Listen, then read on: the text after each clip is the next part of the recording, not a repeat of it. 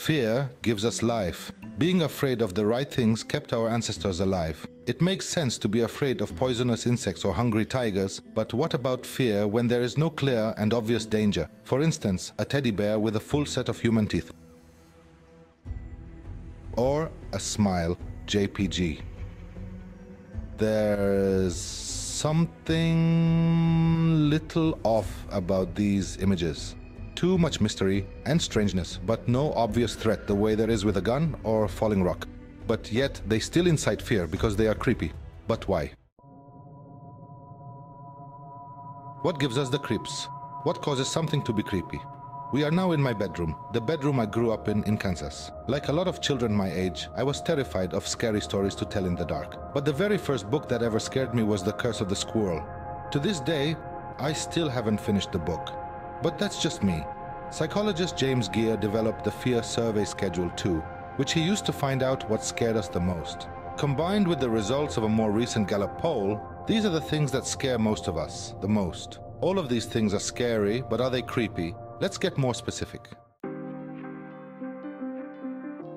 We are now in my bedroom, the bedroom I grew up in Kansas. Like a lot of children my age, I was terrified of scary stories to tell in the dark. But the very first book that ever scared me was The Curse of the Squirrel. To this day, I still haven't finished the book.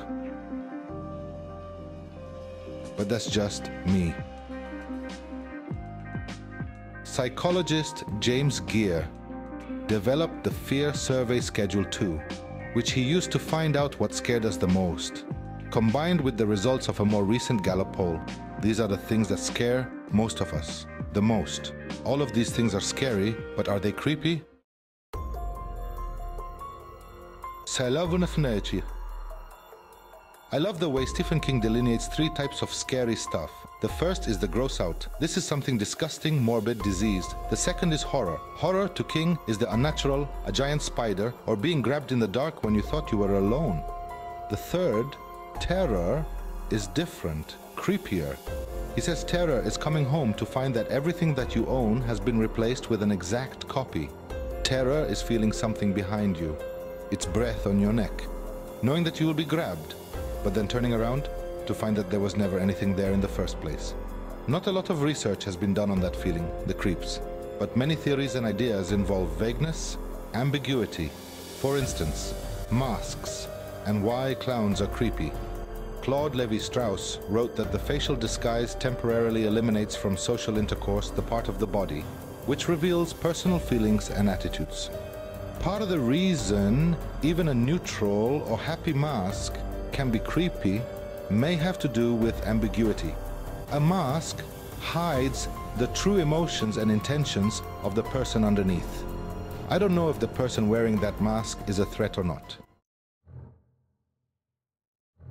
Vagueness is creepy when it comes to the human form. This is the famous uncanny valley. On a chart of humanness, there's a zone where something can be almost entirely human, but off by just a little. Not so wrong that it's clearly fake or funny, or so good that it's indistinguishable.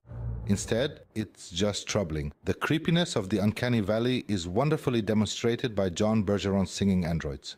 Watch these videos when you're alone. A similar, uneasy feeling comes from Chez St. John, a character created by Eric Fournier. Funny to some, nightmare fuel to others. Uncanny humanoids, like all creepy things, straddle a line between 2 regions that we can understand and explain with language. Francis T.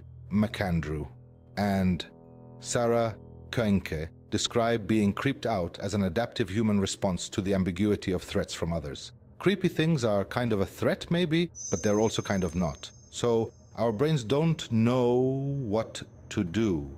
Some parts respond with fear, while other parts don't, and they don't know why. So instead of achieving a typical fear response, horror, we simply feel uneasy. Terror, creeped out. Between the mountains of safety and danger, there is a valley of creepiness, where the limits of our knowledge and trust and security aren't very clear. Will looking at this cause you to die 1 week later? Impossible, right? Maybe that's the terror of ambiguity. We don't do well with ambiguity. When it involves our own intentions, it can make us lie. And when it involves danger, but no recognizable threat, it can make us think and feel some pretty weird things. Have you ever peered over a ledge, a railing, way high up? Like, so High up, it made you nervous and dizzy and felt something pushing you? Maybe even an urge to jump? Have you ever stood on the ledge with a loved one and realized that you could push them? It would be that easy. You really could do it, and maybe you do want to do it, or maybe it's just cognitive dissonance. The fact that your brain is having to deal.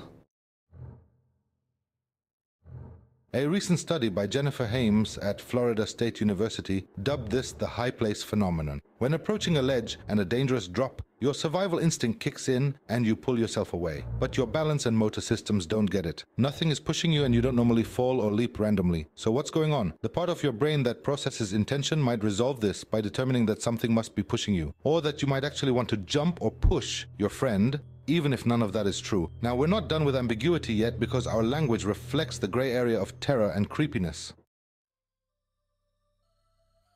Take a look at the word terror itself. We have horrible and horrific, terrible and terrific. Why is that? Well, through history, we never really figured out what to call powerful experiences because they're both. They are full of awe, awesome, and they are full of awe, awful. We need them to survive. We need fears and the creeps to understand our size, our weaknesses. But on the other hand, avoiding them is pretty great too.